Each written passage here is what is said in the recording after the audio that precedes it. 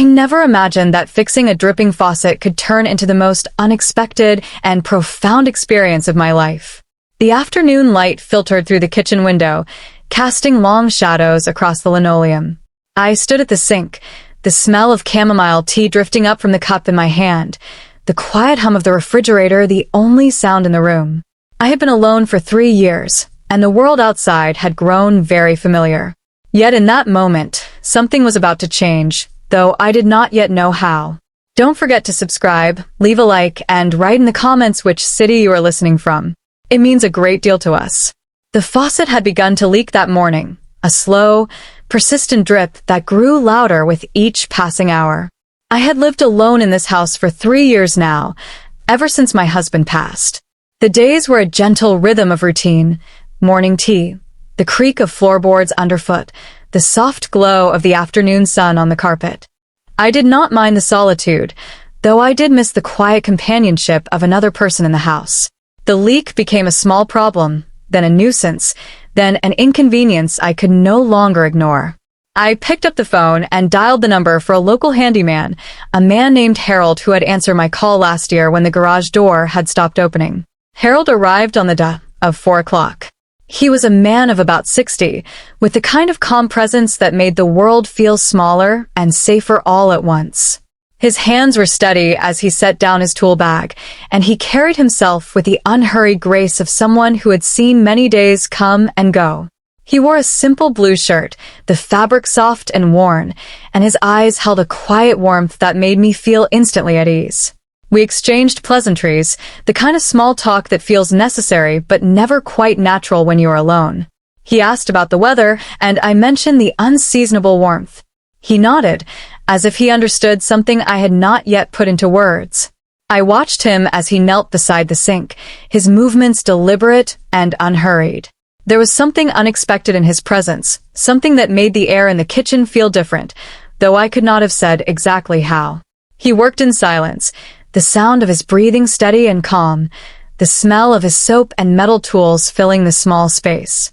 I found myself standing closer than I had planned, drawn to the quiet concentration of his work. He did not notice, or if he did, he said nothing. The room felt smaller with the two of us in it, the space between us filled with a quiet understanding that had not yet found its words. As Harold worked, I busied myself with small domestic rituals.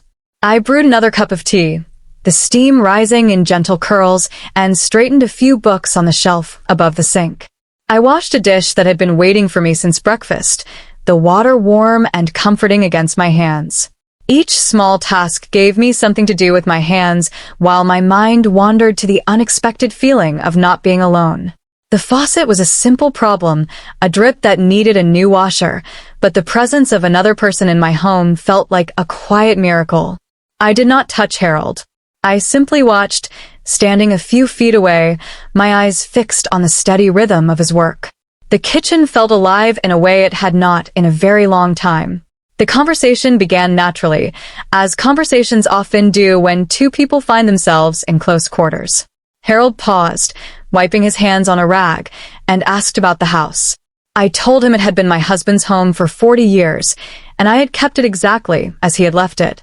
He asked if I had made any changes since he was last here, and I admitted that I had not. The house remained a museum of memory, each object a small reminder of a life that had been. Harold nodded, as if he understood something about the weight of such a place. He asked if I missed having someone to share it with, and I answered more honestly than I had intended. I told him I missed the companionship, the quiet presence of another person in the room, the way my husband had always known when I needed something without me having to ask. Harold listened, his eyes steady on mine. He told me that he had moved back to his hometown after his wife passed, that he had spent years away, working in cities far from here.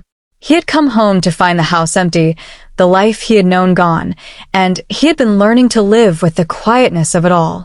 He spoke of his children, grown and distant, of the life he had simplified to the essentials. We spoke of loss, of the quiet grief that comes with living alone, of the way the world can feel both smaller and larger all at once. There was a recognition of loneliness meeting loneliness, a shared understanding that neither of us had to name aloud. We were two people who had not spoken honestly in a long time, and we were surprised to find ourselves doing it now. The afternoon light began to fade, the room growing soft and dim. Harold looked at his watch, then back at the faucet, and said he could finish it in just a few more minutes. I offered him tea, and he accepted, though he said he should be going.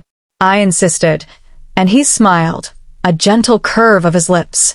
We sat at the kitchen table, 2 cups of tea steaming between us, the quiet of the room filled with the soft ticking of the clock. He told me that he had been fixing things for people in the neighborhood, that he enjoyed the work but that he also enjoyed the company. He said that sometimes, when he was in a house, he felt like he was visiting a piece of someone's life, a memory, a story. I listened, my heart full of something I could not name. We sat in the quiet, 2 people who had not been seen in a very long time, both choosing to remain in each other's presence. Harold reached across the table and took my hand in his.